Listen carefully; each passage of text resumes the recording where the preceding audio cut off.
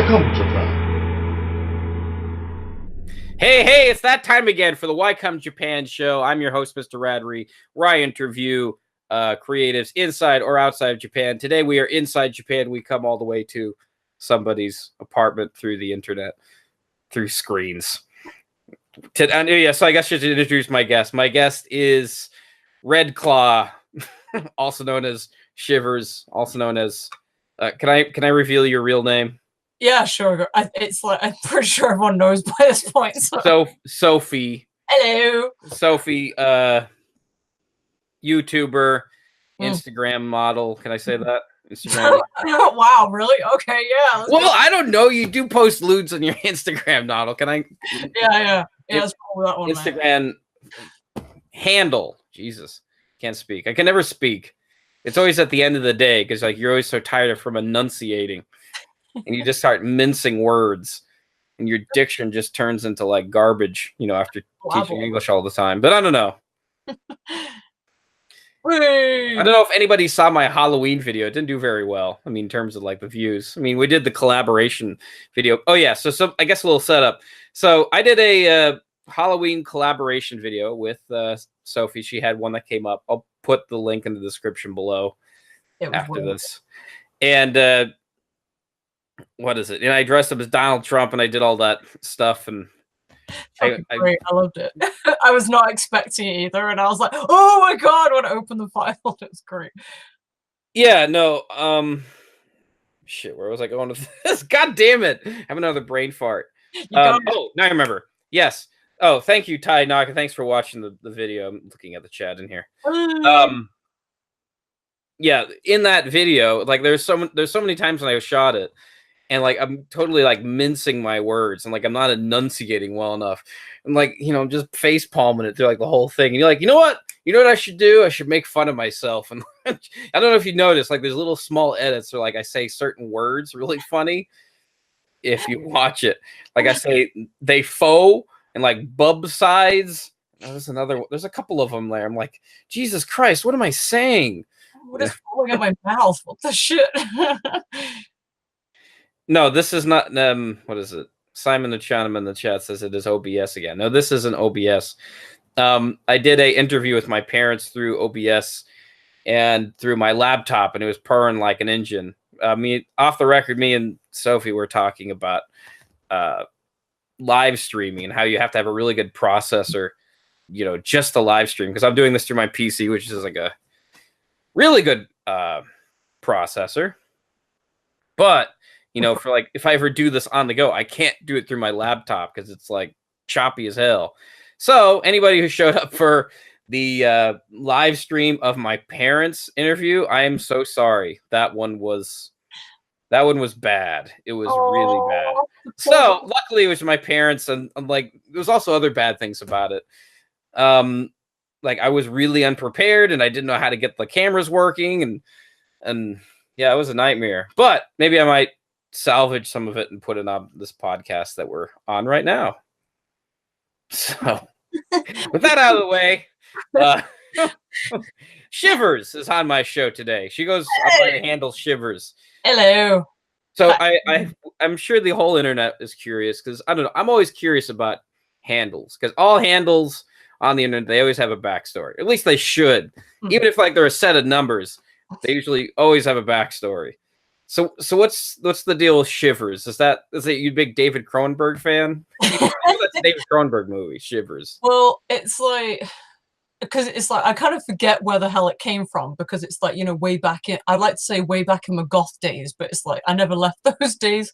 So it was like when my sister and I were trying to think up like cool internet goth names, and we were like, "Oh, dude, it would be really cool if we had the same letter." And she came up with 6, which originated from one of her favorite wrestlers. And I was like, okay, well, what can I come up with? And I was like, I don't know, Shiverz. And then it was like, oh, that's scary. And I was like, oh, yeah, that's really cool. That's really original. And then I found out not only was it a horror magazine that was really popular, but it's also a rapper, which I get yelled at when I steal the name from like internet sites. I get like these rappers go, "Oh, you're stealing my name," and I'm like, I didn't know, bro. I'm really sorry about that, but I got here first, you know. Wait, what? Where's this rapper from? Is he from England? No, I have no idea. Like he did an accent and everything. I always put a defensive chav accent on most of the accents I do, Oh. because I just like to insult my own culture that way. Kind of how like we do like I don't know Southern accents in America to make fun of somebody who's stupid. yeah, it's like what you doing there kind of thing, but like in a chav way instead. Okay. But that's where that came from, I think. Yeah, that's basically the backstory, and then it's just like it just never left me. Okay. There's nothing about like being cold, shivering. I mean, I do have really crappy circulation, ain't gonna lie. So forever all my joints be frozen. So yeah. I guess that makes sense. Being shivered, being cold, being goth. Yeah. It works. Shiverz down spine. So you have a bunch of handles. So I guess that's or just two main handles, right? You have your real three, maybe your real name, and then you have Red Claw. What's Red Claw? So Red Claw, I'm really proud of this one because it's like really geeky. That it's like Red Claw was this kind of not well-known Batman villain that she would kidnap exotic animals and shit, and it's like I think it was just spelt normally, but then I was like, oh, if I put like a double D on the red and change the C to a K, that makes me really fucking cool. So that's what I did on that one, and I'm really proud of it because sometimes that's cute. One of my friends was like watching the animated episode it was in, and they were like, wait, this character's called Red Claw, and I was like, yes, and so that's where that came from. Kind of stuck with it. Yeah, I'm pretty happy with that because usually Shiverz isn't always taken, but then it was like, I guess it was when I signed up to Twitter, and I think that's when I started using Red Claw. Okay. Like before then, usually Shiverz was kind of available, but these rappers have taken it, man.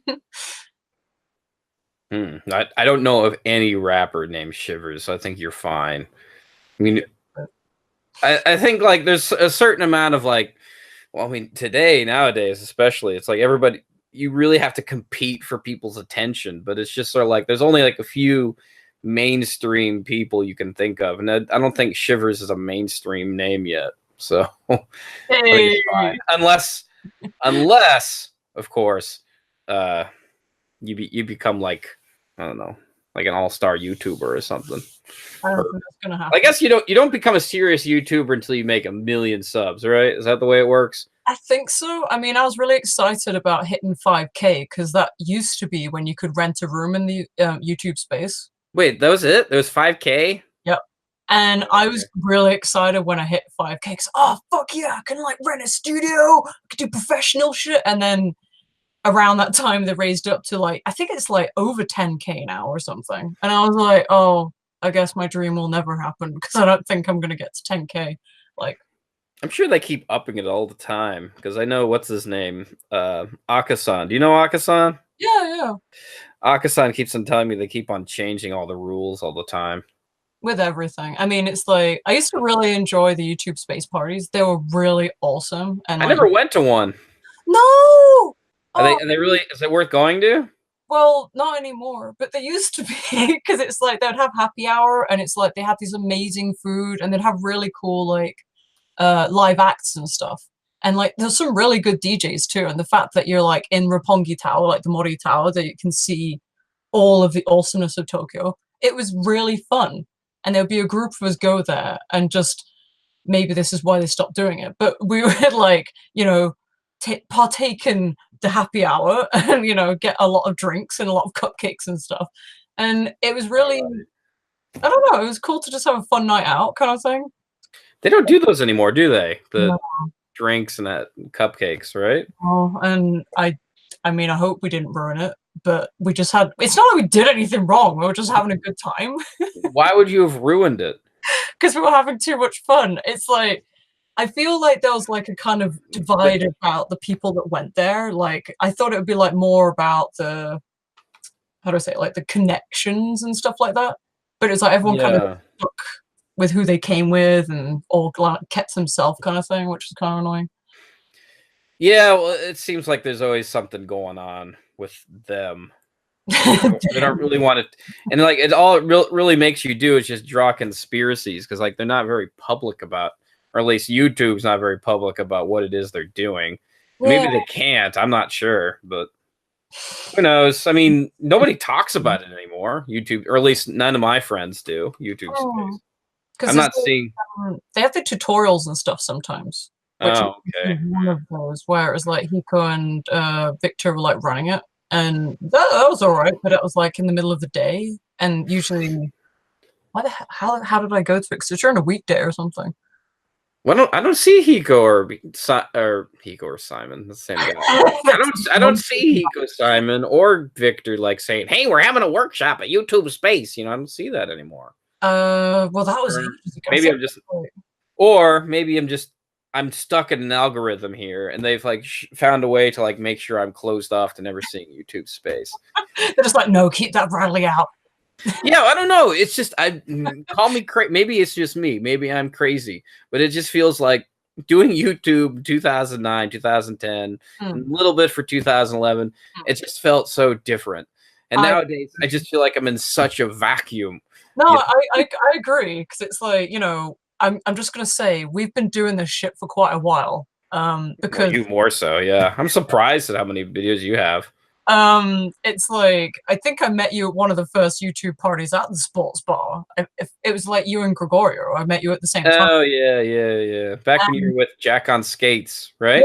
Yeah, exactly. And it's like I feel that vibe is so different to what YouTube is now, and like this kind of explosion of how many J vloggers there are now, and like the variations and like the skill sets, just completely different. And there are good and bad sides to that.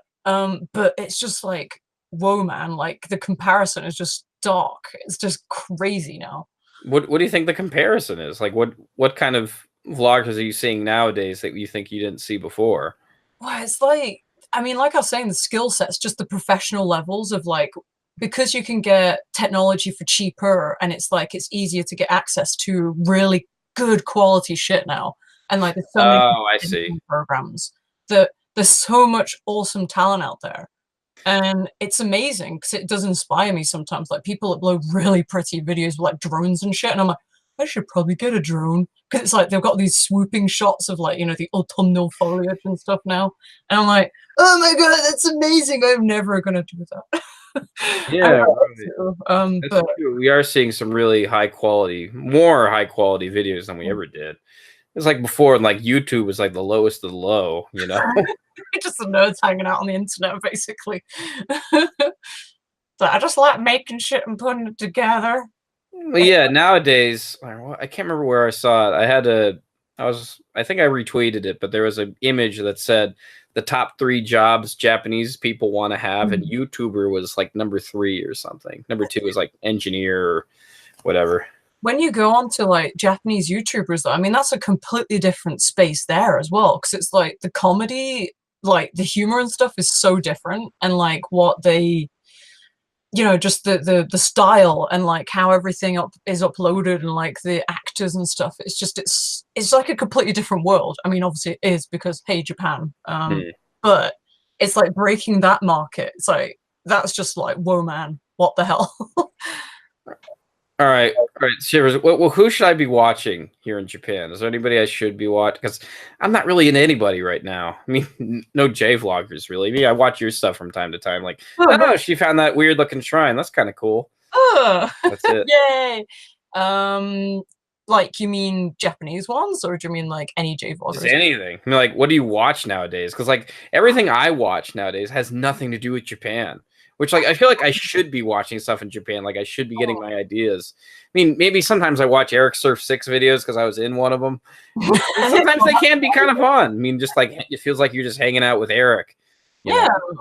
I mean, that's like you're saying, it's tough because it's like you're in Japan. So it's like I see these things where it's like, oh, go to this thing in Tokyo or whatever. I'm like, well, I live here and it doesn't really appeal to me, kind of thing. But can't think of anybody, huh? Not abroad in Japan, or I'm just having a bit of a brain fart 'cause it's a late night. I'd have to like look through my subscriptions or something, or like look through my Twitter. So All like, right, it's fine. If nobody can come off the top of your head, that doesn't mean that there's anything that's a I feel must really see. bad 'cause it's like, you know, I do have people that I know on YouTube, and I feel sorry that I'm not pimping them out right now. Yeah, well, they need to make better videos. There, I said it. Obviously, didn't stick in my head, did it? Make better videos, people. I'm just like, oh god, come on, brain. Well, I don't know. I mean, everybody has to find their voice, and I mean, I'm still trying to find mine. You know, see what catches on with the internet. Yeah, it's like evolving as well, right? It's like creatively, you don't just stay doing the same thing. It's like, oh, let me try this thing, and then sometimes it works, sometimes it doesn't, and it's like it's fun to experiment with all that kind of stuff. I think good to kind of mess around with different styles and like, you know, editing techniques and stuff. So I'm trying to play around with shit and just explore different things, and I just feel like you always have to constantly evolve like that to kind of keep up with the kids. Whatever they're into. I don't know. I think I'm getting old. Yeah, I guess a friend of yours, Mr. Outside, says, "Yo, Sophers." Oh, hello. Squinting at the icon, I'm like, hello. Hello, Icon. Hi, icon. I love yelling at that. Wait, hang on. Wait, that's So wait, when did you start making YouTube videos? 2000 shit. When did I meet you? 2011. Dude, that's good. I don't remember. I met you and Jack on Skates, who probably doesn't make videos anymore. I haven't caught up with her at all. But did she leave Japan? I don't know. I think she had kids and stuff, so it's like I don't. Oh, okay, all right. That's the last I knew. That's basically it. But it's like I think, yeah, 'cause I came to Japan in 2011, but I think I started recording videos on my first trip to Japan, which was like 2008. And that's when I like, you know, found out, oh wait, there's actually J vloggers, and I didn't even, because I was trying to research my trip to Japan, and I was like, oh my god, look at all these, like here's Tokyo Kuni and like here's Roger Swan and stuff like that, and it's like, oh dude, this is awesome. And some of the more OG ones. Yeah, seriously. And then I was like, oh, let me try doing this. And my sister and I would like record random shit in our neighborhood. And like, you know, I think the first one we ever recorded was going to buy a futon mattress, which is really random, I know. But it was like, we're just saying really random, stupid shit. And then after that, it's like I recorded my first trip to Japan, and I cannot watch those videos because it's so cringy. How I mumble. Oh, I know how it is. Yeah. And it's just I can't. I don't direct the camera, and like the person I was traveling with was not comfortable being filmed, so it kind of ruined some things, and it was just like it just wasn't a good time. So I've got rid of most of those videos now. I've kept the more interesting ones up, but hate them. Can't. It's like nostalgia's sake half the time, and it's like. I don't think I really got serious into it until I finally moved here, which would have been like 2011. Oh, okay. Yeah, it seems like you're very prolific nowadays. I mean, like you just make videos like from Wild Abandon. Abandoned things recently as well, so it's like I'm getting short of my adages. No, not allegories. What do you call those phrases? Is it not allegory? Wild abandon. No, not an allegory. Oh. I don't know. You get it. It's just that time of night, man. You get yeah. I don't know. I like doing interviews at night because people are relaxed, but you also get like the mumbling and the mispronunciation. Just like, and then like you go to edit the video later, you know, to like trim it up, and you're just like, ah, like why? Where do I put it? This is like 10 minutes worth of rambling. What the fuck? Like, Oh, yeah, I'm like screaming. I want to pull my hair out, but anyway. No, save the hair. So okay, this is something I want to know. Okay. Have you been able to figure out what your viewers want from your channel? Oh, God, it's like, or is it more of just, you know, I make videos what I want to make, and fuck you guys. No. Sorry guys who are watching the chat. I'm sure she respects and loves all of you. I love and respect all of you. Except for those ones that obviously leave all the crappy comments about crappiness. But I mean, I do have to say, it's like, if I'm not enjoying making the videos, I am not going to make them. I can't do those, I'm going to do this thing because everyone is doing it because it's popular. It hurts to do that kind of stuff. Like, I'm going to go to this cafe because it's popular. I'm going to eat this thing because it's popular. It's just, I have done this, and I rewatched the footage, and you can see in the pain smile, and I just hate how I'm acting in those things where it's like trying to act to the masses, and it's like it's not me. And I feel like the more genuine I am in my videos, the more positive replies I get, and the more kind of like feedback I get. Oh yeah, I mean, I get that too. So it's what do they say? Like YouTube's more of a hangout thing, whereas like TV's more of like a presentation thing. Yeah, exactly. And it's like there are some where it's like, I like to give information, and it's like the whole reason I want to do YouTube was just to kind of not sound cheesy or some shit, but it's like to show people, traveling places they can't go to, and like, explore the world and show it to the world, and all that stuff. Oh yeah, no, I totally get that. I mean, that's why I started my first video. It was just to talk to my parents, really.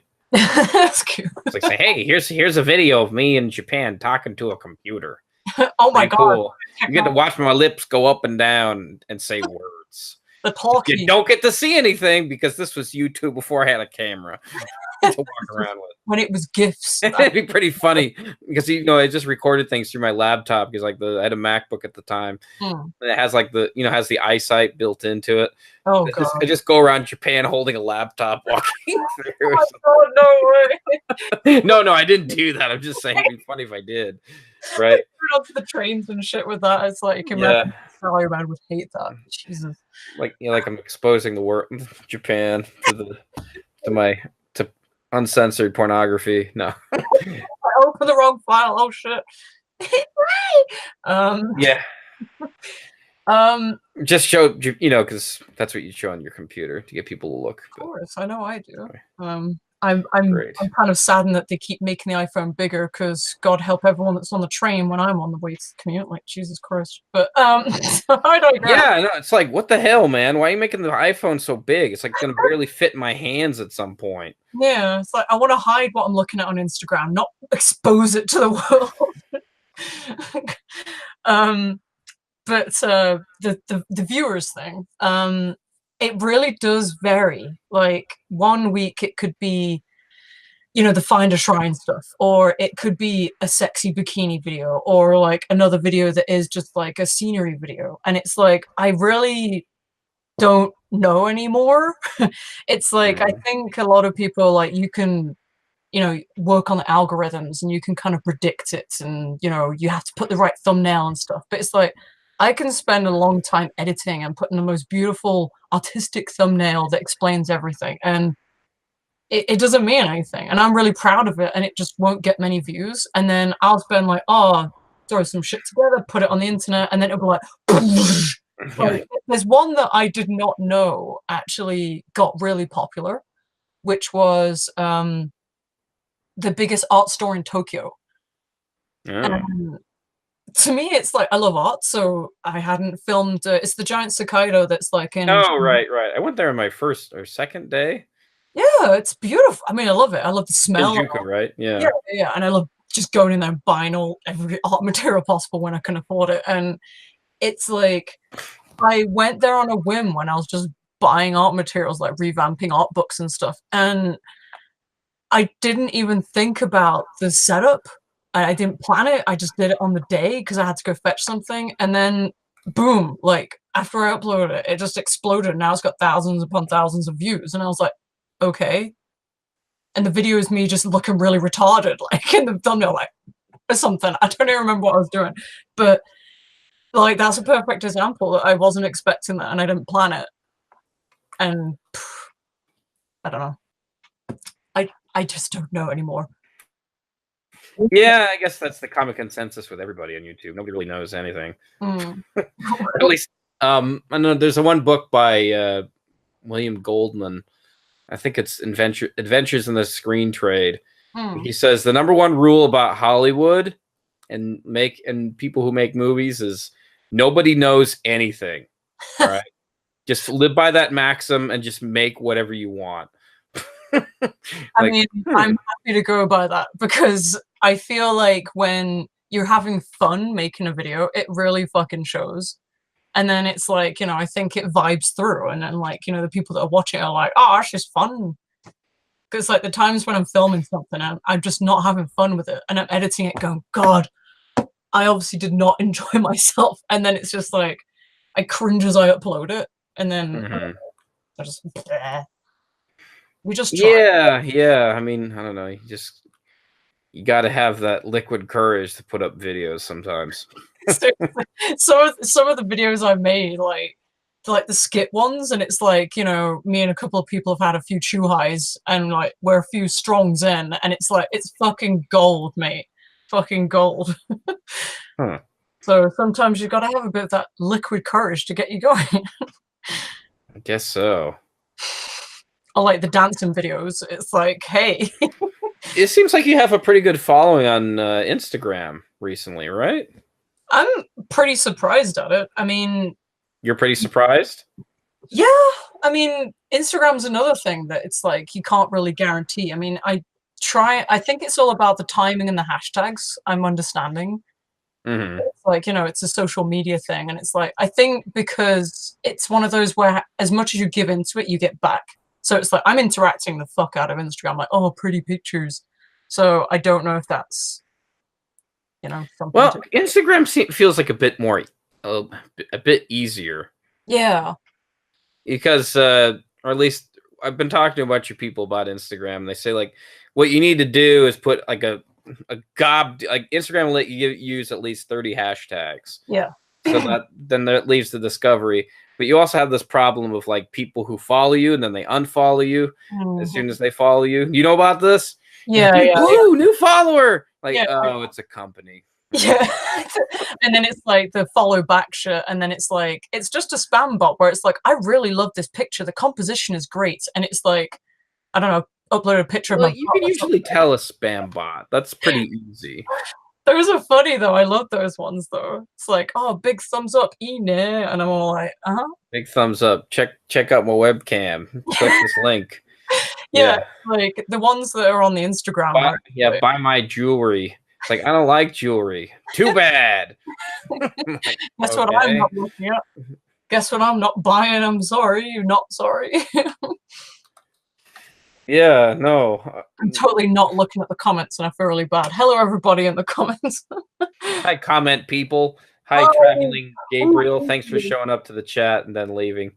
Not to call you out on anything, just to... Oh, God, I'm so terrible. Hi, everybody. Hey, Gabe, I'm sorry to miss... Oh, dude, oh, man. You're probably like, when does this get good? Where's the boobs? Yeah, came here for the boobs. Clothes. What the fuck? No, this isn't PornTube. This is YouTube. I think. Sorry, everybody. Sorry. I don't know how long it would take them to figure out that there's boobs. Yeah, it's gonna take a while. Sorry, they're right below the camera. Sorry about that. Oh, yeah, no worries. So wait a minute. You talked a little earlier, and you have a bunch of videos on your YouTube page called Tokyo Maniacs. What is Tokyo Maniacs? Explain this phenomenon to me. Good question, Jimmy. So Tokyo Maniacs is basically me and this awesome person that I know. That we spent like a whole year trying to discover the nightlife of Tokyo, and it's just like. There was just like a straight few months of it just being disappointment, overpriced. They didn't know what music to play. And it just was the same monotonous bullshit that people didn't know how to party. And then it was just like, well, why don't we make our own fucking party? And we didn't want to charge people for it. We wanted to create the party, and then people came to us, and then we gave them the party. And that's what we did. So he started out with making his own stereos, very ghetto, might I add, and gradually evolved into, holy shit, you've made some really authentic looking, amazing stereo systems. And it's just like, wow. I'm even surprised today, like how advanced they got. But it's like every party we've thrown, we don't charge for. We've recently started joining and collaborating with other people's that you do have to charge for, but they're not personally ours. But the main party we're known for is the glow parties. And sadly, I don't know if we can do it next year because this year it got so big and it got so epic that the police came in. And nice. we don't want to break Yogi Park, basically, because I think we really pushed it to its limit. In the best way. There was like hundreds of people and everyone had an amazing time. There was glow paint everywhere, glow sticks, glow everything, and I fucking loved every second. Wait. This wasn't during the Hanami, was it? No. This was... So you just do it like whenever? No. Well, it's like usually it's July time that we do this. Oh, because it's always best. That's when the Tokyo has the best weather. Yeah, exactly. No. Well, that's when you can run around naked and you can feel fine. Pretty much, mate. I mean, it's like, you know, we've done so much crazy shit during our time trying to test drive, like, what can we get away with, basically. And, like, we even did, like, water slides in Yogi Park, but they're like, water is for drinking, not for having fun. And then it's like, we're pointing at these kids that are obviously having water fights, and it's like, but, and we do epic water fights, and we still do zombie parties, and we have done Hanami parties, but it's just like, the weather's so unpredictable. And it's like, we want to actually party at that time. So it's just kind of like, hey. So it's just a party group. Can I say that? Yeah, we're just basically an epic party group that like to party. So, oh my God, come party. Hashtag Tokyo Maniacs. Yeah. It's either TK Maniacs or Tokyo Maniacs. Well, how are the Popo going to crash your party? How are they going to do that? I mean... Usually, Yogi, it's the park security. Oh, the park security. Oh, I see. But Okay. this year it was the police. Like, that's when we were like, holy shit just got real here. But that was because we had an amazing DJ feature called Ill Effects, and he actually brought his giant DJ deck, and we were like, we're not allowed to do this, are we? And it's like, it was set up, and we're like, we're gonna get fucking nicked, mate. And we just didn't care at this point because the party was just so big and everyone was having so much fun that this is the thing that it makes me so happy that the awesome vibe of like everyone partying and like everyone I have so many people coming up to me like, oh dude, this is such a great party, man, and I'm all like, yeah, no, man, and it's just everyone's just, it's the best vibe. Like there's no cliques, there's no cliquey shit, there's no like, oh, you can't be at this party. It's just everyone lose your shit and get crazy and have fun. And it's like, it brings out that party that I think people are scared to release in Japan. It's just like, come on. Wait a minute. Oh, it's like, I remember going to the Hanami party, the last one we had here that you were hosting. Or I guess it wasn't you. Was it Zach? Who hosts the party nowadays? It's Tokyo Maniacs, right? Can I say that? Zach hosts it, and last year, Tokyo Maniacs. So we helped host it last year. We provided the music. We provided cookie time. We provided. Hiko brought in the free T-shirts that we were giving away. And we brought all the drinks, all the mountains of drinks. So, yay. So I remember I was there because like you'd have that loud music and you'd always have some police officer come by and like say, you need to turn down just a little bit. And then he comes back like a little 10 minutes later. You need to turn it down just a little bit. And then he comes back like an hour later. You need to turn it down just a little bit. I'm like, well, okay, let me ask you this. Yeah. Did you turn it back up after he left? Of course. Okay. All right. I want to know. Like, I don't know if that guy's being a dick or if you're just being a dick or what. The problem is that, you know, with Tokyo Maniacs, we do like to drink while we're doing it. And it's like, you know, it gets to a certain point where you're just drunk and you don't really realize how loud the music is, I guess. So, and the best part about Hanami, everyone else is doing the same thing. So they just kind of, they come by, but they leave you alone because they got 80 other people to deal with. And it's like, hey, turn it back up. Hey. Because all it is music, you know? Mystery solved. All right, good. You're actually a police officer, aren't you? No! No. I'm not. Don't worry, Shiverz. I'm thick with thieves with you, right? Yeah. Or at least I hope I am. I don't know. It's not like our friendship goes way back or anything. Oh no, nothing. Speaking of which, so Oh, like myself, you've been in Japan for quite some time now, since indeed. circa 2011. Yeah, bro, it's been a fun ride, that one.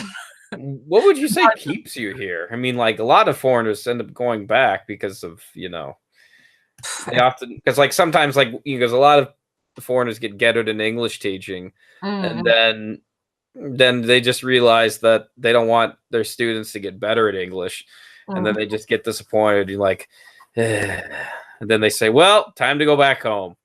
What would you say that is that keeps you here? Because my job is a little different. I feel more rewarding. My job Mm, feels more rewarding than other mm. ones. But anyway, this isn't about me. It's not interviewing myself. This one's about you. It's Radley time. Um, I No, mean, that's for April Fools. I'll oh, interview myself. fuck. You're just talking to yourself in a mirror. Yeah. Um, I mean, it's such a mixture of things because the whole reason I came here was because everything was so crazy different. And I kind of needed that to kind of evolve into like my next Pokemon version of myself. But it's So like wait, where are you from in England? Nottingham. Oh, Nottingham. That's right. You told me. Mm. Okay. Most people think I say Notting Hill, and I'm like, yeah, sure, because I just can't be bothered Notting Hill, anymore. because I totally love Julia Roberts. Oh my god, yeah, that's such a great movie. um, but I mean, to say what keeps me here, it's just I fucking love it. I love the insanity that is here, and it's like I don't fully understand everything, and I think that's why I love it. That everything challenges me, and there's always something to do here. I'm never bored. I always feel like there's something more to explore. And it's like I felt like in England I was just in a dead end of nothing. And it's just like I couldn't see myself advancing in England. And it's like there wasn't any job prospects or anything. And I feel like here it's just like there's just so much to do and there's just so much inspiration. And it's like I'm constantly meeting new people. So it's just like I just feel like there's just sensory overload of awesomeness like constantly. And it's like I ain't gonna lie, it's been fucking tough at some points. But those tough points, it's been so worth it. Like and I know how cheesy that sounds, but it's just like it makes it more worthwhile in a way. Mm-hmm. So you'd But say every day is an adventure. yeah, it's like I'm not even kidding. It's just like I know that I've got a very busy schedule or whatever, but it's like even on my lazy days, it's just like, oh, this is fucking great, man. I'm in Japan. I worked for this shit, you know? It's just like, it's good times. So wait a minute. You're from Nottingham. Do you have an is that the accent you speak in right now? Is that the Not Nottingham really. accent? I mean, I fucking wish.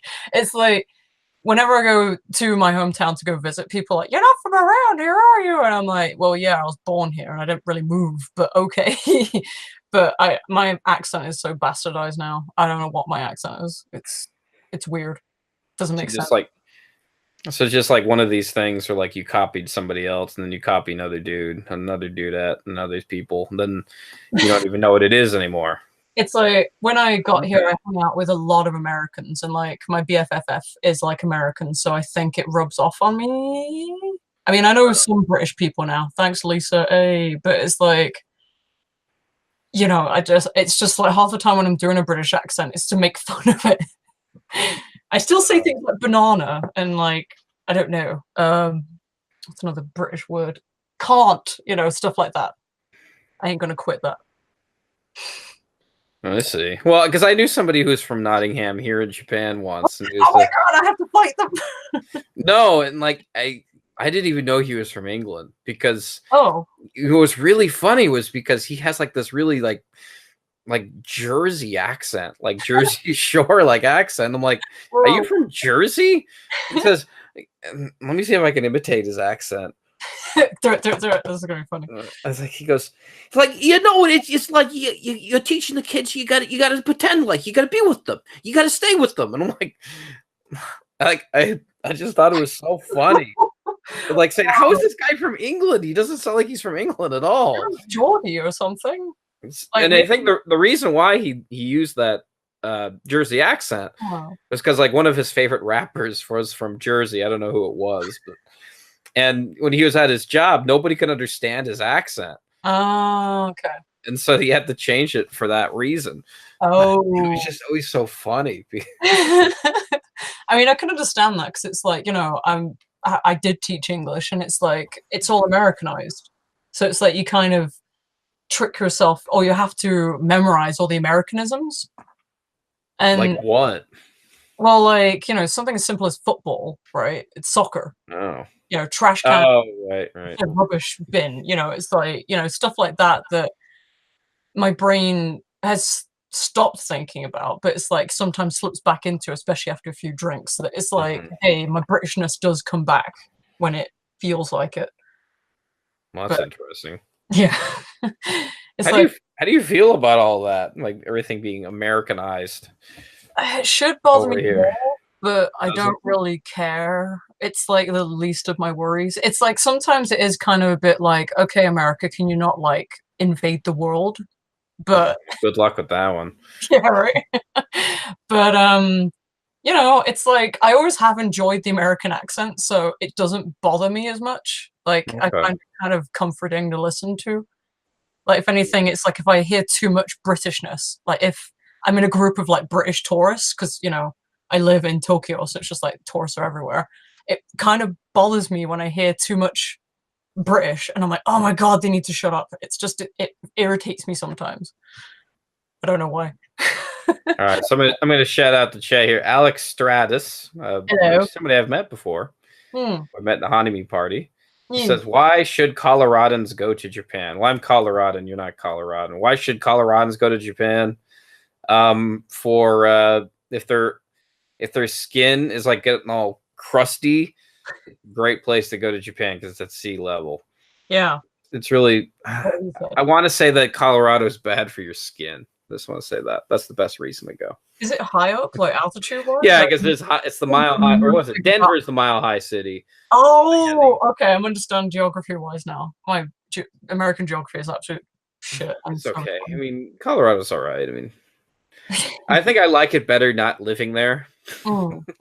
Like being there, I feel like it's like I'm in the middle of nowhere, man.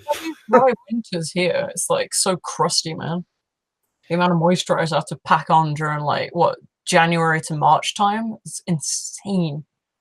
Indeed. All right, so tell me, what's your most controversial video on YouTube? Do you have one, or controversial Instagram photo, or controversial whatever? What's your most talked about?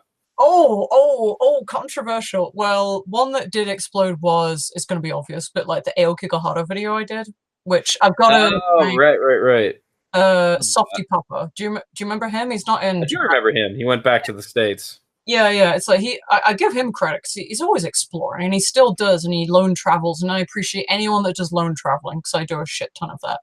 But it's like he did Aoki Gahara, and I was all like, oh yeah, you know, it's weird that you went because I went the other weekend. You know, my video's here, and he linked that, and from him linking it, it really helped like the video get off the ground, kind of thing, and.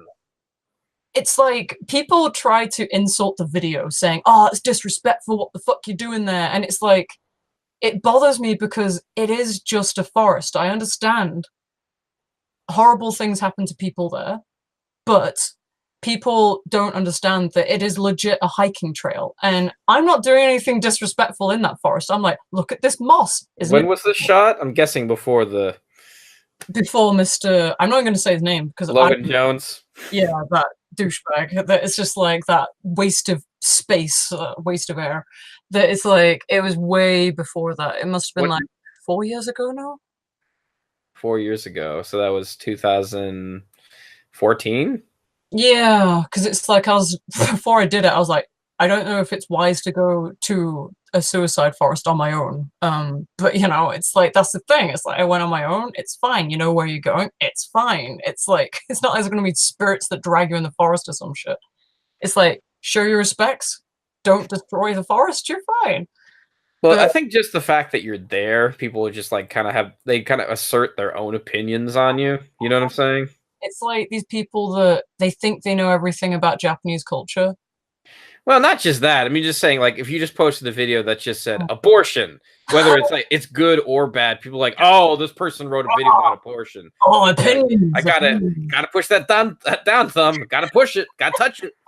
Like, where's the down thumb? Oh, down thumbing. But it's like, you know, any reaction's a good reaction, right? When it comes to a YouTube video, I'd imagine. True. Yeah. Hence, Mr. Douchebag. It's like, what happened with his? Whatever reaction he got, it's a reaction, which is why I don't want to react to him. It's like, but I don't know if I can call that like my most controversial video, because it's hilarious. Like, you know, any bikini video, and like I love how YouTube rates these things. It can go from, you know, oh, we can't rate this, it's unsuitable for advertisers, to, oh, this one's okay. And then it's like, I went to, do you know the bar Coyote Ugly? There's a Coyote Ugly bar here in Japan? Yeah. It's like, so I know the movie. I didn't see it, but so think the movie and how the bar is. They actually have a live bar in Roppongi, and it's fucking amazing. I love it so much. And the best part is the women can get on the bar that work there, and the women that go there, they can get on the bar and dance. And they do all these amazing things where they pour water on you and they like dance on you and give you a lap dance and you know, do stomach shots and stuff. It's an amazing place. Please go there. stomach shots. Yeah. And one of the videos I did the wet thing. So it's like they basically just pour a bucket of water over you and they do a body shot on you. And because I'm doing like a mouth shot with one of the women, it's deemed unsuitable for advertisers because of that reason. Okay. Because there's two women kissing. And I'm like, right. So are you homophobic, YouTube? You know, well, I mean, it does, anything like that's about gay or trans or any of that stuff, that always gets the ding for some reason. The LGBTs. Because, you know, why won't somebody please think about the children? The children. The children. Won't we think of the like that? You know that children from the Simpsons episode. Won't somebody think of the children? I think that's what YouTube's become. So it really has, and kind of. It's just kind of crisis capitalism at its finest. You know, it's like saying, "Can you see what the stuff they can easily find on YouTube?" You know, they use that voice too. Every person that analyzes the videos. I mean, it's like, give you credit, it's good uploading platform, but I would at least prefer them to be consistent with their judging. Yes. Yeah, it seems like you feel like they should have a standard, but at the same time, I think maybe YouTube's afraid to like publish a standard from what is or what isn't decent. Because I think maybe they're like afraid of losing sponsors. somebody abusing that, kind of gaming it, because it kind of gives away kind of secrets about the algorithm, and they don't want people really knowing what the algorithm is. They just kind of want people to guess. You know, you figure it out on your own, kids. You got this. Go on, make it. I'm sure a bunch of people have figured it out many times, and I'm sure they pivot it all the time. It's like playing a chess game with your dad, and then your dad just like says, "Huh, checkmate," and then he just takes a piece away. Nope, not anymore. Not anymore. Like, why? It's like, because I'm dad. Like, can I get this giant cookie too? Yeah. God damn it, Dad. Like, Dad, your arguments suck. Like, doesn't matter. It doesn't matter. Like, it doesn't matter. I got the gun. And that means you're the lesser version of me. Yeah, right. Thanks, Dad. Jimmy. Don't know why I keep calling you Jimmy. Appreciate it. All right, so your most controversial, or I guess most viewed videos, the Aokigahara forest, and I think that's that's definitely the highest one so far. But basically, if there's anything bikini unboxing or beach video, then I could totally see that. Like, ooh, they're in Aokigahara. What did they do? I mean, ooh, is this something scandalous? My prime video would be going to Aokigahara in a bikini. I think I'm gonna do that next year. Oh boy. I'm gonna die. Do it in the summer. Do it in the summer, please. Yeah, seriously. I'd feel so sorry for you if you're there in the winter in a bikini. Like, oh man, it's like, I don't know. Okay, can I at least have a blanket or like a thermal bikini? Because it's just like, this ain't gonna work. Yeah, what is this? Some student film? Yeah. Because I know I have been on student films where like they treat the actors Oh, God. pretty well. No, in Japan they're relatively good to you here. I mean, As far if as they're I gonna have know, like if they're gonna have nude stuff, then they're gonna have like um donuts. blankets and yeah, donuts and stuff like that. Mm. Um, all right, so going back to I guess this is Japan related. Yes. What video of yours are you most proud of? Oh, dude. I mean, this is a difficult one because it's just like I am always really proud of when I go on adventures and I film something, because usually if it does involve travel, like when I went to Okinawa and like last year I went to Izu and stuff, it's like I'm proud of myself for doing the journey and like, you know, actually making the effort, and I put the effort and the planning into it. Like, oh, I'll go here, here, and here, and it's like where I go, I kind of plan what would be the most interesting and what is the most obvious places to visit. I spend time trying to figure out the lesser seen places and stuff like that. So I can't really say one exact video, but any adventuring ones I'm just very proud of because of the amount of effort and time. And I spend a lot of time like editing them as well. And it's like they do get well received. That makes me really happy. Like last Christmas I went with Lisa and Grisky to like the Cat Island and stuff, and it was like, you know, just the travel up there. It was amazing to like see all the snow and, you know, just go there. And it's like the plans didn't always go according to plan, but it's just that's what makes it fun in the video as well. So any adventuring one, I'm very proud of my adventuring times. Because it's like then you can kind of watch them when you're editing them. It's like, oh, I remember that. Oh, that was fun. Yeah, it is interesting. Sometimes it's kind of fun to go back and revisit some things that you saw in your adventure. Yeah. You kind of see all the nuances and little pieces. I definitely see that sometimes when I edit places I've been. Some of the ones I've had, like, oh, I didn't notice that. Or it's just maybe even what's weirder is sometimes you have people who like point out things like, I love the guy in the back. You're like, what? What guy in the back? Yeah, And you look at the guy in the back like, what the hell? I didn't know he was making faces. yeah, because some people do that in the videos, and I'm like, say what now? And then it's like, because it's like there are sometimes, you know, because I'm a white girl traveling alone, and it's like I go to places that aren't the touristy places. So it's like I am the only Gaijin in the village, and it's like, you know, there'll be somebody in the background like, you know, and it's like I don't notice it until somebody points it out. And it's like, oh yeah, thanks for that. I should probably be more aware when I'm traveling on my own, right? But Oh, okay, tell me. So you had kind of have a fascination for shrines. Like you always like I don't have my makeup on, but here's a shrine. There's a shrine. Yeah. Yeah. I mean, it's similar because it's like my sister, she also does cemetery seeking. So she goes to all like different cemeteries in England. And I love those vlogs. They're like my favorite of hers. She does a lot of comic cons and like various other things as well. But oh, I saw her on Simon Ochanama's channel. yeah, I was all like, that's my sister right there. And I'm going to try and figure out a date with him because we've been trying to figure this shit out for like 3-4 months now or something. So it will happen, Simon. I know he's not in the chat anymore, is he? Simon, you're watching this in the future. He's an older gentleman, so he needs his Z's. He needs to take a nap. He needs to have a little nap. I'd say, hey, if I was his age, I'd need a nap too. So, dude, I'm gonna nap so much. Not to age shame anybody. I mean, we're in our youth, obviously. Not really. I'm getting up there. But yeah, it's like, I mean, I think shrines are just fascinating in Japan because it's that whole traditional in the middle of like this fucking megaplex of a city, right?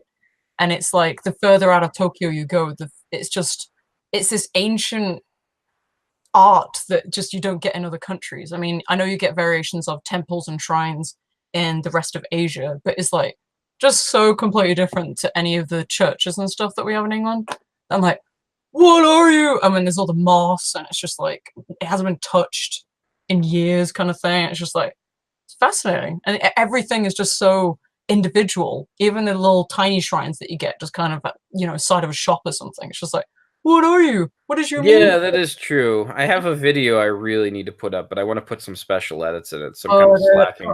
Put it up. I will. But it's just like I don't want to. There's some videos on the internet that I put up, and I'm still proud of it. And I can watch it, and I can watch it from start to finish. Still, I'm like, that was good. You know, I can think about that. And then there are some where I just kind of threw it up there, I put it together in 3 minutes. I'm like, what was I fucking thinking? You know? And so that's like an example. It's like whenever I touch something, it's got to look like it's got to be the best it could be. I mean, call me a perfectionist, call me whatever you want, but it's just like I get so much more out of it if I do that. Yeah, I anyway, totally agree. That being said, I went to the Kappa Shrine with Tokyo Brando a little while ago. Have you ever been to that one? No, it's on my list. Like I have this big ass list. It's kind of in the middle of nowhere, but yeah, it's worth going to because there's a lot of cool little things there.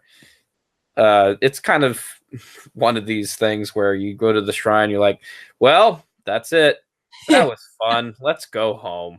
That's the sad thing with like the kind of, I guess, themed shrines, like the Kappa one, right? And there's like there's like Tanuki ones and stuff like that. It's like there's nothing else here but this shrine. Yeah, I mean, it's one of those things where like it's probably better to find when you're just kind of like roaming around. You're like, hey, what's that? And you just you find.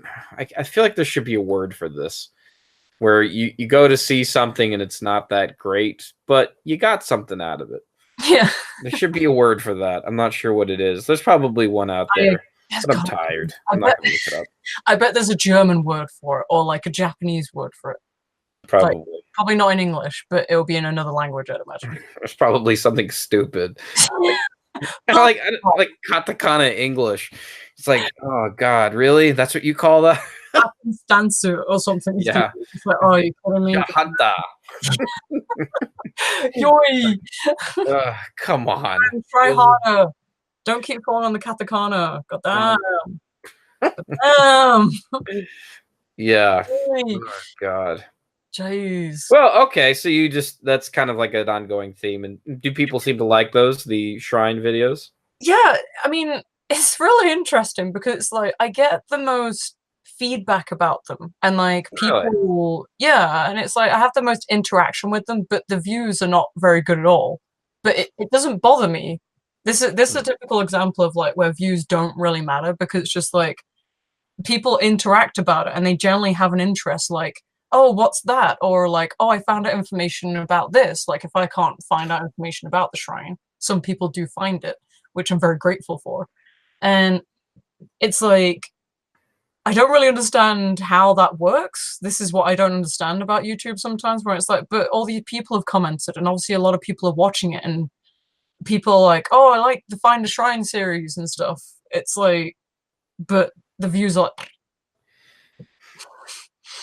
Well, I don't know. People like consistency. They like the same thing. Yeah. That's why I watch Philip DeFranco. It's like almost exactly the same thing every day. And that's why I don't watch his videos. Yeah, probably. I mean, I can understand why people just get format fatigue. Mm-hmm. But some people I do like formats. I can't lie, you know. Yeah, I mean, that's the thing. It's like he's established, and I don't have anything against him. It's just there's nothing for me to watch, really. Oh, yeah. No, I mean, the way I kind of see it is like when you're making YouTube videos, you got to kind of look at it as teaching English classes. Think about how many you do all the time. You know, some are good, some suck. Some are great. Some you had a lot of fun in. And then, then the next day goes by and you're like, well, got to make another one. Here comes the other class. Yeah. You like this? Hey, look, I tried some Pepsi Shiso. It was awful. I hope you enjoyed it. Subscribe for more.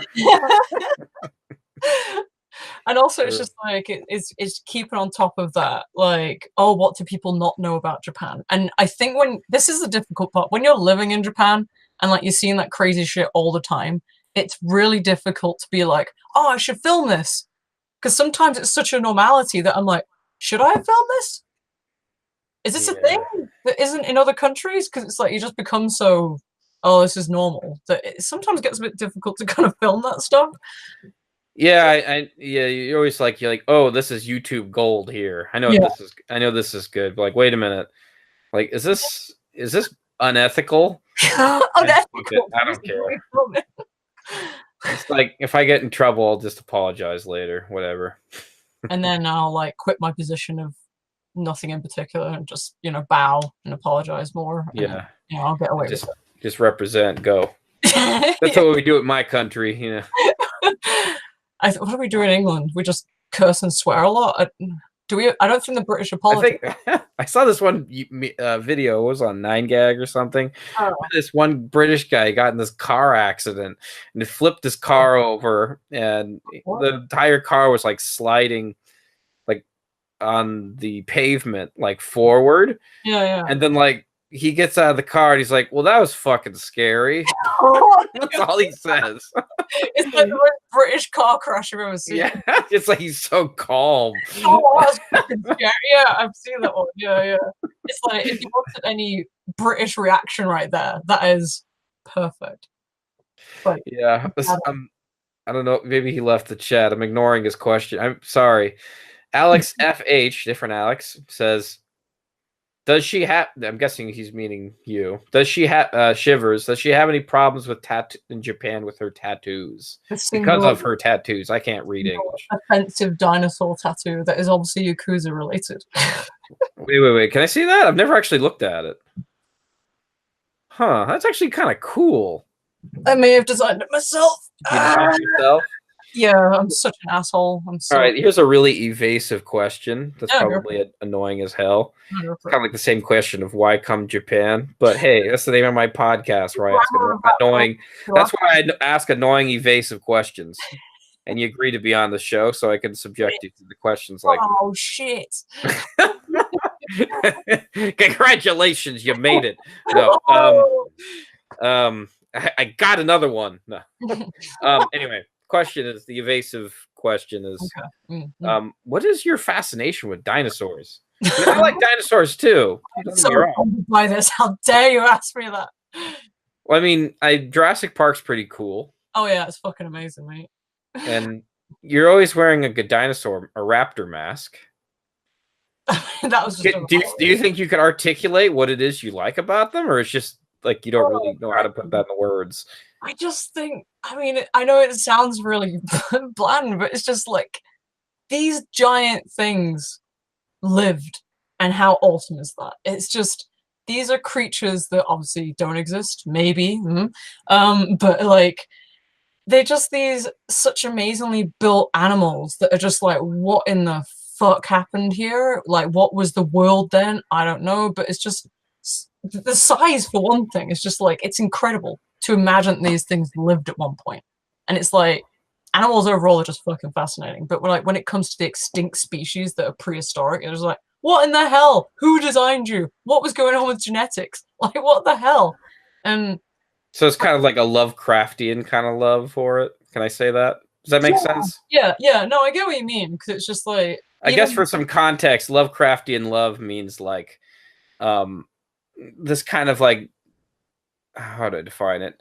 Not a fear, but a curiosity about the unknown. Yeah, and I think something mysterious. Yeah, and it's like, I've always been fascinated by just creatures. Like, even when I was a kid, like, new creatures and just like discovering new species and like finding out different breeds of things and like, you know, crossbreeds, and I don't know. I love animatronics and like, you know, design, character design and creature design. And it's like, dinosaurs come under that. I think that's probably where that whole love of character design and creature design came from, because dinosaurs are just like so crazily diverse. It's like, we got this long neck over here, we got this big old tail over here, got these stupid little arms. Why do I have stupid arms? But it just look cool, man. I mean, nature be scary sometimes, you know. Dude, fuck. It's just like, can you even imagine? Like, I know humans weren't around, but it's like, if you were an animal around, like when these things were living, it's just like, holy fuck, it's terrifying, but awesome at the same time. Yeah, like looking at some, like I follow a couple of Twitter pages where it just talks about extinct animals. I'm like, just like looking at some of them, like, my God, that thing would scare the shit out of me if I saw that in real life. Like alligators with feet, you know, like real, like, you know, like who can like stand right up straight with like feet. like my goodness, like or 20 feet long, and you woolly just mammoths, or there's a couple of others. I can't remember. You could just go to my Twitter page if you want to know what I'm talking about. But worth checking out. like something like the giant sloth. It's just Yeah. like, what the hell is that? It's amazing. It's one of my faves, but it's just like that whole era of like, what do you call it, Pleistocene? Like, you know, the prehistoric like mammals. It's like I feel that's like way underappreciated because they're just so out there. Like, they got all these nubbins and horns and stuff, and they're just like huge. You're like, what are you? It's just fascinating, man. Just love it. I just can't get enough learning about it and like reading about it, and it's like it's my favorite thing. Like on the way to the gym in the morning, if there's like a new science fact about a new species that's been discovered, or like they've just found out this species, like how it evolved from here to here, and it's just like that is my favorite intake, my brain intake in the morning. It's just like, yeah, give me that. Yeah. I could be more elegant about how I'm explaining this, but we've already discussed it's that time of night that words aren't It's coming. good. It's good. It's all right. It's a-okay. I guess we're kind of shying away from the question here. Oh The yes. question was kind of like, do you have problems with your tattoos in Japan? There's obviously the onsen problem, which isn't really a problem because I don't go to onsens that often. You have Um, to like cover it up when you go to an onsen? yeah, I mean, it's like you can get these like flesh plasters, like these bandages things that are like flesh. Oh, I see. Do you wear those when you go to an onsen or when you want to go to an onsen? Out of principle, I'm just like, if you don't want me because of my tattoo, you can go fuck yourself. That is, I do not agree with this whole fuck off tattoo culture because I'm like, it's not part of the Japanese culture. Yeah, but that means you're in a gang. Yeah, Dino Gang, motherfucker. It's like, what gang am I a part of? What is this? And also, I'm Gaijin. Why would I be part of a gang? It's like Because you're part of the Gaijin gang.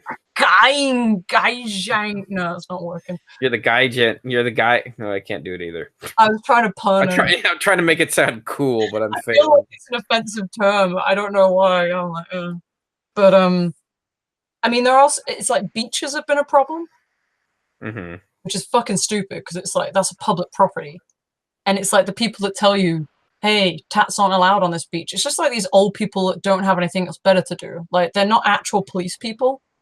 They just are patrolling the area, and you're like, you have no authority here. And it's like, you know, they don't think I can speak Japanese, so they just hand me this like piece of paper. It's like, we don't accept tattoos in this area. And I'm like, you know, it's just it's complete bullshit, hypocrisy, man. And do you think there'll ever be more forgiving a tattoo culture in the future in Japan? it will take a long time, but with the 2020 coming up, Olympics, it's like they're gonna have to.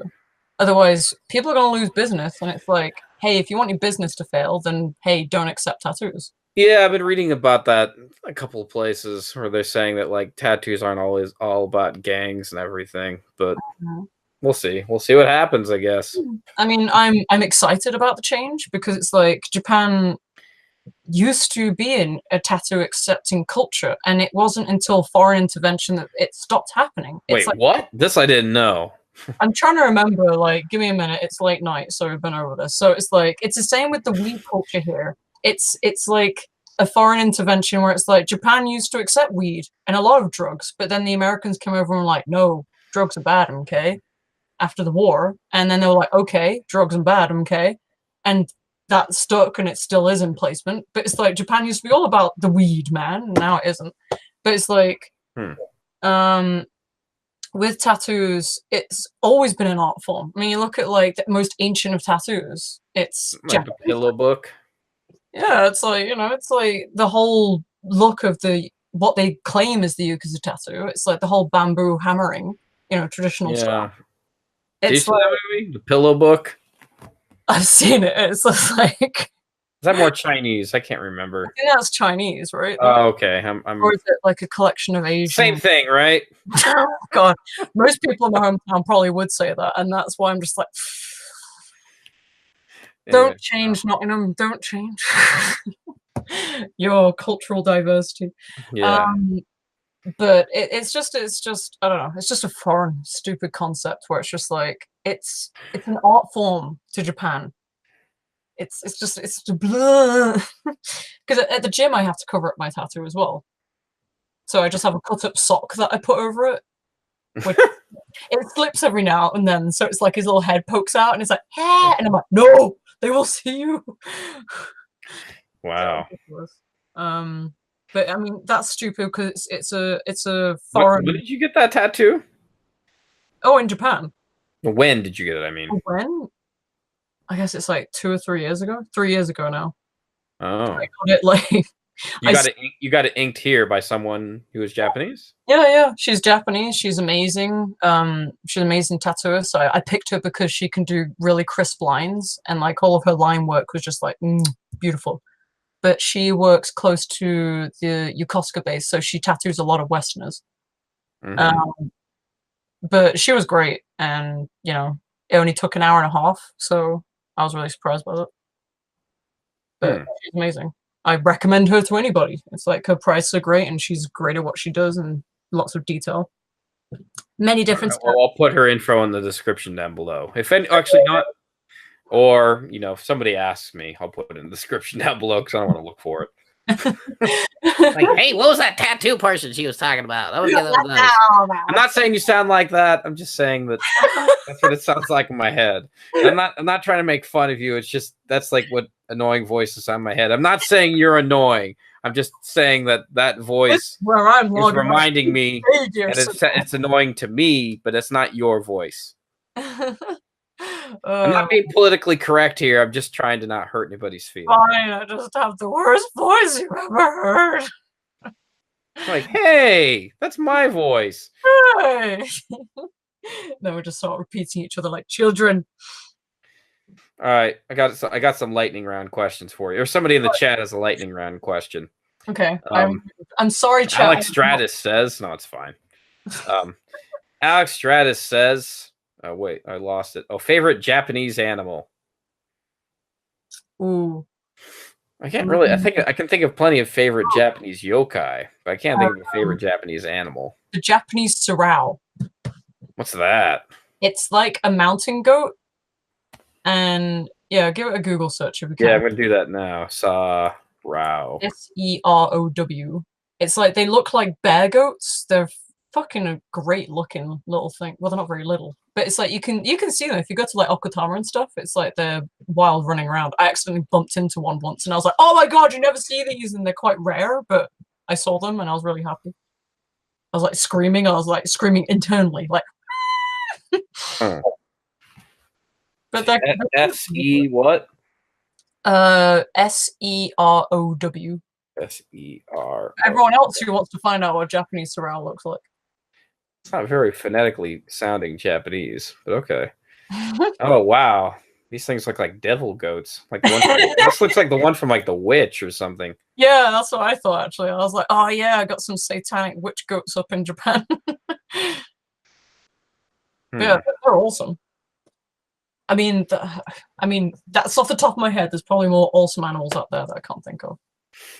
Like saying, yeah, I don't know too. Actually, I know way more about yokai than I do know about like real animals. I find the fake ones fascinating because there's so many. Like the yokai are awesome here.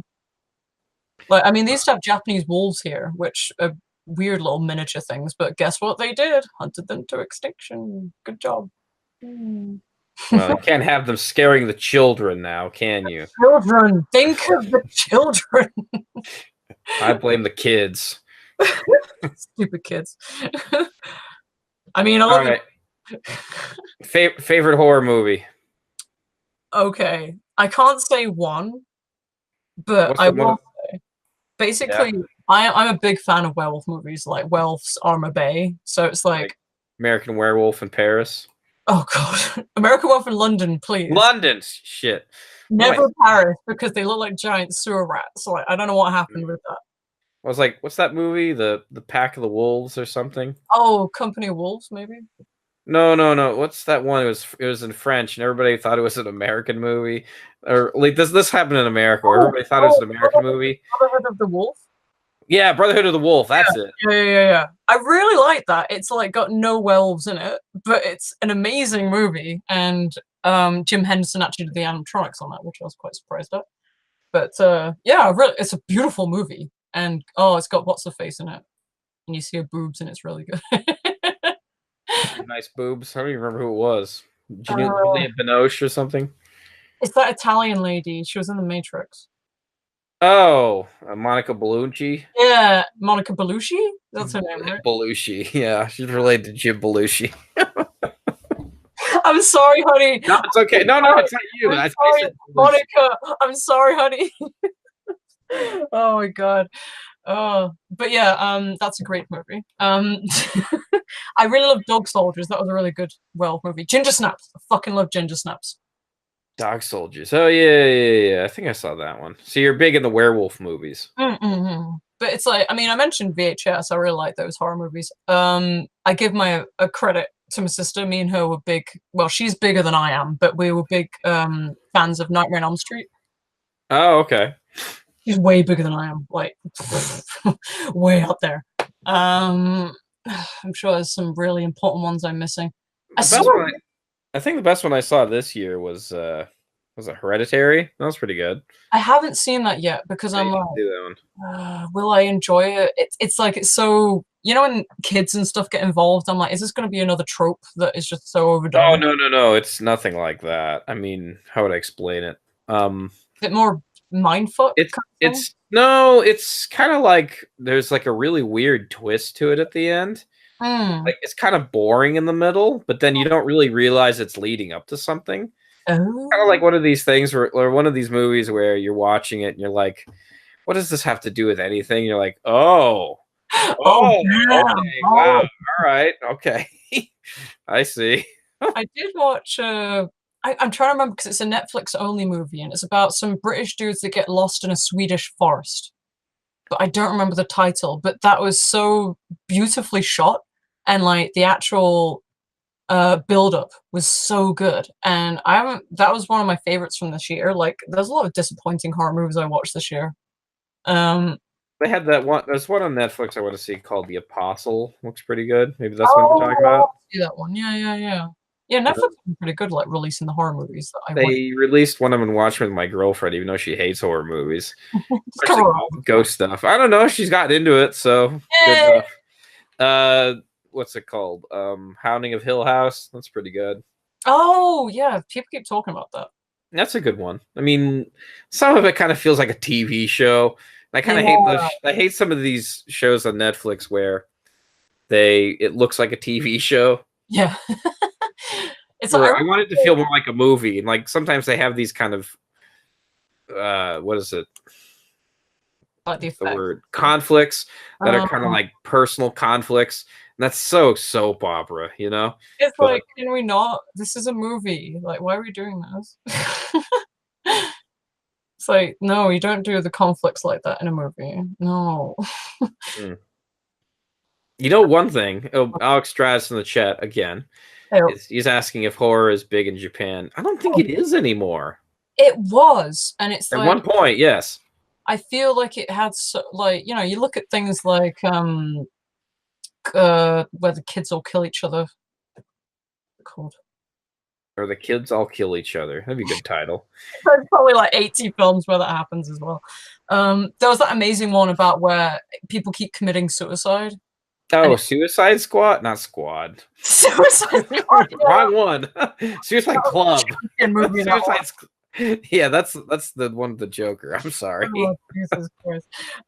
It starts off where they jump in front of the train, and it's just like, holy shit. That came out like that was early 2000s though. Yeah, but that was amazing, and it's like, I think that whole era, like the 90s, like the 70s, had some really fucked up shit too. Like I really have to see that one House, I think it's called. Oh yeah. I mean, I think more modern ones. I really wish Japan would come out with something that's like internationally awesome. Something that isn't a dark-haired girl with a white dress that crawls towards you. It's like originality. Ringu? Oh, well. Because it's like Korean horror, like they're up in their game. Like you have things like the freaking music videos are amazing. Oh my god. Dude, I'm not even into K-pop, but holy crap, they know. No, I'm not into K-pop either, but like those music videos are something else. Dude, I'm just like that production value. it's just like they know what they're doing. They know how to sell it. And it's like the horror movies they're getting on, like ever since Old Boy, I think that was Korean, right? Yeah, Old Boy. Yeah, and I don't know if I would call that horror though. That's more psychological shit, right? Yeah, I don't know. I guess. Well, I guess it's personal horror, but I don't know. Well, anyway, good movie. Yeah, it is a good movie, but yeah, no, it's just I really feel like I wish that something like horror theme would come out in Japan that get me excited about it. You know, living here, you know, and like saying, "Oh, I know that guy, and I know this girl," you know, and being excited about some of the actors and actresses. Yeah, and now we got like these idol groups, right? Idol guys, and you're like, this guy, she's great in HIV 58. Like, what? What's that show? Let's make an idol group called HIV 58. Well, I was thinking about. I know I wrote a script about that actually. I need to tank it. Well, there's a few kinks in it, but anyway, I'll come out at some point. Was Alex Stratus in the chat says baby metal. You know, I want to really like baby metal. Oh my god, I've tried so hard, but they can't play instruments. They can't sing. They're not original. They're just an idol band that happens to play guitars. Yeah, no, I feel bad saying that too. But it's like if I lived in America and I saw baby metal, I'd think they're awesome. I think it's like if I never made the transition. Oh my god, I don't want to think about that. But if I never made the transition to Japan, I would probably be all like, "Yeah, fucking baby metal," because I'd still have that. I'm not surrounded by idols, but it's like being in Japan. It's just like they're fucking everywhere. So it's just like it gets boring. It's just like. So if somebody out there, for producers out there, is listening or watching, give us some international goodies. Yeah. Give us some international horror. I know you can do it, Japan. I have faith in you. I believe in you. We have full faith, and maybe we would help fund it. You know, let us star in it. So since we're talking about the spooks and the scares, do you have a favorite yokai? Yokai. Oh, for some reference, for some background, if somebody who watches the show doesn't know what a yokai is, and that's fine. A yokai is a mythological creature that lives in Japan. Kind of like Bigfoot or Loch Ness Monster. Anyway, do you have a favorite? It's a toss-up because I think the obvious one that people are probably going to already know, that the kitsune, like, how can I not, like, appreciate? Oh, really? What do you like about that one? Because I've been working on these, like, yokai videos, because I did one on Setsubun that was kind of yokai heavy. Yeah. Maybe you saw it. And I was doing one on, I'm doing one right now in Kappa, and I'm going to make another one on Tengu, but I haven't even started my research at all for kitsune. So I'm pretty curious about what you think about kitsune. What is it that fascinates, or what do you know about it? Well, it's like the whole folklore that it's like there are these like foxes that would like take form of a woman and then like seduce a guy and then like either steal something he had or like rob him or like even kill him. It's like it's a different variant, and it's just like that whole woman in disguise, but it's not actually a woman, it's a fox. And I just think that's really fucking awesome. It's just like the whole transforming, becoming something else kind of thing. And just that, I don't know. It's like, how can I not like a fox that turns into a woman? It's basically the most furry thing out there, right? I'm like, well, that's interesting. Fox turning into women. Yeah, that was a really good. That's like the folklore, or that's what they're basically known for. Yeah. I don't know if there's different variations of kitsune, like, because it's not to be confused with the Inari, which are like the godlike, almost okami kind of thing, right? They're separate to it. It's like they're the more holier version, and they don't kill people; they protect things. But it's like, if it's not kitsune, it's like I really like the idea of the back. Do you know the baki? Is it bakineko? Yeah, bakineko. Okay. You're like, so it's like they are like, let me try and get this right. So Japanese believe that if a cat gets to a certain age, that they become spiritual, like they become a yokai, and their tail becomes so long that the tail breaks off and becomes a yokai. So it's like you might see that a lot of cats around in Japan have their tail chopped off. Right. And it's because there's a superstition that the tail will get too long and they'll become yokai. And I didn't know this. Huh.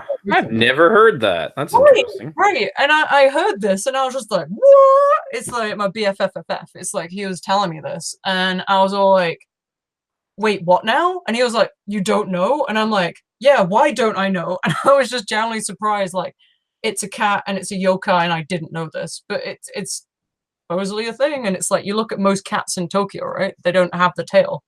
Mm-hmm. And I was just like, I thought it was fishermen like cutting off the tail or something. They do that in England sometimes, but it's like, they're terrible people. But it's like, I think it's either that, so it's Kitsune or Bakeneko. One of those two. So there's some material for you for your follow-ups. Bakeneko? Bake, so B-A-K-E Neko. Right. Oh, that's the Bakeneko is the one you're saying that has the long tail. Yeah. Okay. Like, there's another name for it, but I don't remember what it's called. Wow, there is some pretty deep art here on Google. got some really masculine looking cats here. Wow, that guy is buff. This is awful. You know, me talking about a show nobody can see. It's like, wow, look at these interesting things, guys. Oh my god, wow. Some of these are gross. That's the thing, when you get the traditional yokai paintings, like, you know, with the brush, they call it. Okay, Neko designs. This is freaking me out. Anyway, sorry. What's up? Like the traditional Japanese painting. I've forgotten what they call it. Yeah. I don't know. I don't know if we want to see this image that late at night. My goodness, what is this? I'll put it in the chat. This is freaking me out. Your face is priceless. I mean, the stuff, man. I'll send it to you. I don't know. You're not very squeamish to things being put in people's mouth, are you? Not. I don't mean that sexually. Here, I'll send it to you. It's a Facebook group. I'll put it in the chat too if somebody wants to brave it out. Look at these ugly looking pictures. Oh my goodness. Yikes. Anyway. Whoa, damn! What the hell? Yeah, I know, right? What the hell? What fat stuff is this? I don't know, man. It's freaking me out. So it's somebody that's a designer of this. Jesus. I guess so. Yeah. Anyway, proceed at your own. I mean, I'm doing some caution here. This is a little. I don't know. This will give you nightmares, man. Oh wow. Damn. Okay. Anyway, yeah. Let's get off this topic since I don't want to be talking about things nobody can see. All right. As well. I'll probably have to go soon because I'm going to die otherwise trying to get up tomorrow morning. Oh, I'm sorry. It's 11:30, isn't it? All right. Let me shotgun the rest of these questions. All right. Favorite Studio Ghibli movie? Princess Mononoke Hime. Oh yeah, that's right. You dressed up for her as Halloween, right? Yeah, dude, I was really proud of that. And everyone was like, "Aren't you cold?" And I was like, "No, I got this fur, man. Fake fur." I think my favorite's Totoro still, because that's the first one I ever saw. He's all round and he just goes, bah! Yeah, story of my life. Have you been to the actual house that's up in Chiba? I have not. There's an actual house in Chiba? This I didn't know. Like what the family's house is based on. And there's like the shrine. Okay. Huh. I'll look that up next time. Yeah. So if you're a fan of Totoro, you should go make the journey, man. I'll look that up. All right, so I want to know more about your love for animals. Like your Insta has video range, like a lot of tail wagging dinosaurs and more. Well, I guess we kind of talked about this already, huh? I mean, I draw furry shit, so it's like that's basically all you need to know. Hire me. Did they ever have any furry like conventions here in Japan? They do. It's so different to like the American stuff. It's like. Like, it's a lot more calm. Like, with the furry conventions in America and England, you have, like, furry raves, and you have, like, people hanging out in fursuits, and, like, everyone having parties and stuff, and it's like... Like, people drinking tea parties or something? Well, it's like, you just kind of hang out and take photos, and I'm still yet to properly explore a proper furry convention here. Like, it's called Kimono, like, convention, right? And because there was like one brony event that was really wanted to go to because brony. Yeah, I'm not a brony, but I mean, for some reference out there, if nobody knows what bronies is. If you don't, you should probably know, but I'll tell you anyway. Brony is like a man who like My Little Pony.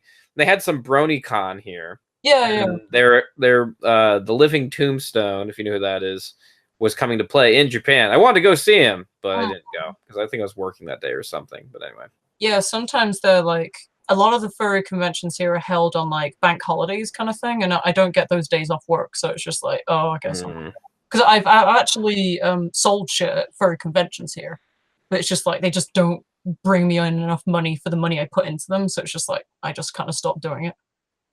But it's all right. but it's just not. It's different. It's different.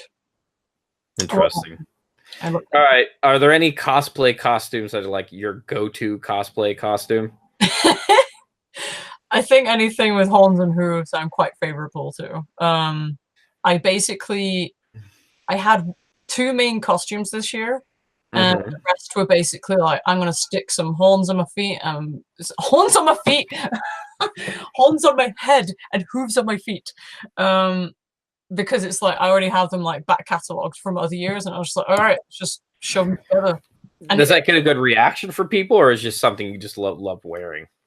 I mean, I love wearing them, but people do enjoy like the horns, especially. And because I think they don't notice I'm wearing the hooves until I start clumping, because it's like I made them, and it's like they clump. So when it's like I walk, they're like, oh, there's hooves, and I'm like, yeah, it's fucking awesome, right? I saw you caught on to the whole Bowsette cause. Or the yeah, whole oh my god, I was so proud. It was pretty hot. It was pretty. I did my best, thanks, mate. It's yeah. I want. Although it's I mean, just the phenomenon itself. I mean, the concept. Fucking great.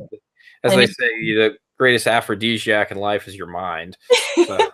It's like I love any. Man, I so badly wanted, to have sex with Bowser, but it's a man. But now I finally can because with the hat, And then we put that thing on every other Mario character. Yeah, that.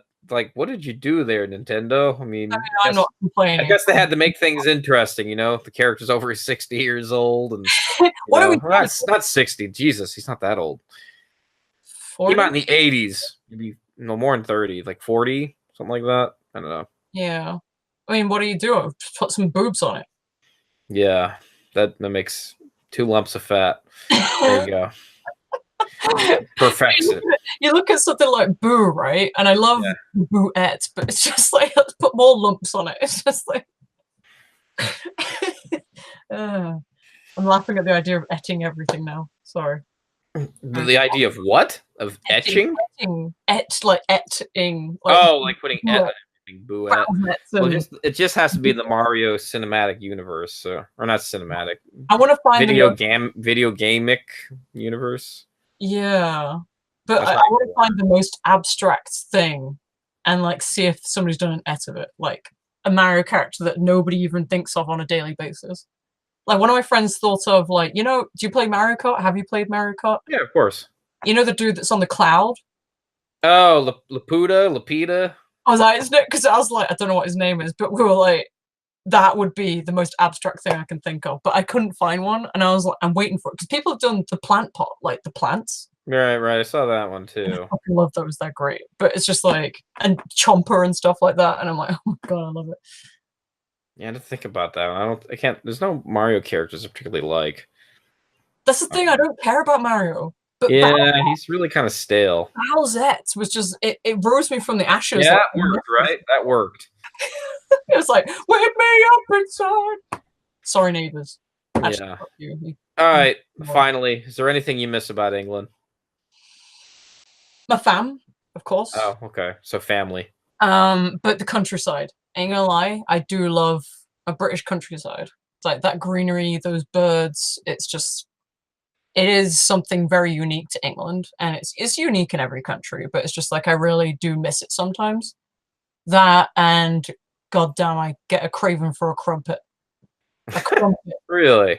Yeah, it's like my sister sends me pictures of the crumpet she has for breakfast, and I'm like, why are you torturing me? Also, thank you. And biscuits. Fucking biscuits. All right, I think we'll end on that note. Yay, Okay. biscuits. All right, so this has been a live recording on YouTube. If you made it this far into the podcast or wherever you're watching it, We love you. yeah, please go give us 5 stars. 5 stars. or however you want to rate it on iTunes. I'll put the link down below. Please do that. It doesn't have to be 5 stars. Be honest. Things you want to see. You know, I don't really always want to have these videos on Google Hangouts. I'd like to have my own setup. But surprisingly, the currency of the podcast world is not through Patreon or any monetary systems. It's through ratings. So if you can, it would really mean a lot to, you know, the growth of this channel. If you could go make a review. Hopefully Sophie makes a review. Yeah. Because I was on the show, dude. And that was awesome. 5 stars for me. Yeah. Yeah, if you haven't so already. I should throw that. Let me go get that chat link there. Yeah, so that's the currency we use. Next week. There we go. All right, it's that time. Next week on the show is Taisha Jason. I got a lisp, man. What's going on? Taisha Jason. Taisha Jason is on the show next week. He is a former Jet, and we will talk about that and more on that soon. All right, so with that, until then, I'm Radrey, and I'm Shiverz. Sign to my Patreon. Way. Yeah, go see her Patreon. Oh, I got to throw that link in there. Hold on. Let me go throw that link in there so I can get a. Yeah. I need that 5-star love. All right, there you go. 5-star love. Give this man 5 stars. Oh. That doesn't have to be 5 stars. Just give a review. Tell us what you think. Don't give us 1 star and say it's like poop or something. No, actually, now that I said that, everybody's gonna go do it now. God damn it! All right, that's the way the internet works. That's the way the cookie crumbles. All right, go rate this guys. Bye. Bye. Yeah.